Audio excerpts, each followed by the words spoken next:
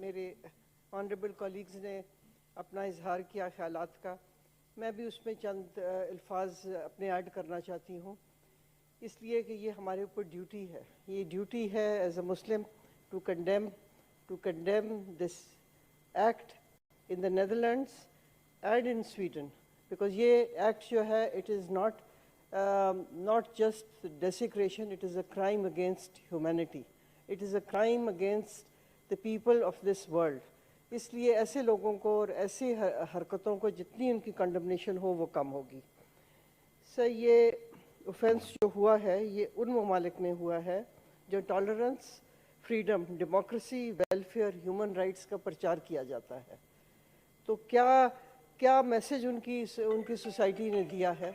کیا message in کی society نے دیا ہے کہ ریسزم کو اور ڈبل سٹینڈرڈز کو آپ پروموٹ کریں اور ان کی کنڈمنیشن بھی ان کے ملک کی طرف سے نہ ہو. یہ انسیڈنٹ ہوا کہ قرآن کی کاپیز کو جا کے جلایا گیا ترکیہ کی ایمبیسی کے سامنے، اس لیے کہ وہاں ایک باعث ہے against the Turkish population there, which is living there, which is contributing to the economies of these countries. اس لیے یہ جو قرارداد ہے اس کا مقصد یہ نہیں ہوتا کہ صرف ہم ایک ٹوکن اظہار کریں. اس کی کاپیز جو ہیں ایمبیسیز کو پہنچنی چاہیے اور وہ میسج ان کو پہنچانا چاہیے کہ یہ جو ہے یہ کرمنل ایکٹس ہیں.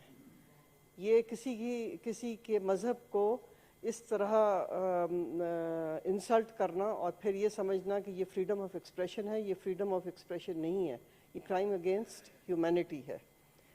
اس میں مسلمان دنیا کی اور مسلم دنیا کی اور امہ کی انتہائی ضرورت ہے کہ وہ ایک ہی پلیٹ فارم پہ کھڑے ہوں، اور جس کا اظہار بھی کیا گیا. دنیا کے تمام مسلمان ممالک میں تقریب پروٹیسٹ ریلیز نکالی گئیں اور کنڈیم کیا گیا ہے اس ایکٹ کو، کہ جیسے علامہ اقبال نے کہا تھا، ایک ہو مسلم حرم کی پاسبانی کے لیے، ایک ہو مسلم حرم کی پاسبانی کے لیے، نیل کے ساحل سے لے کے تاب خاک کاشغر. شکریہ مسٹر چیئرمین. آنریبل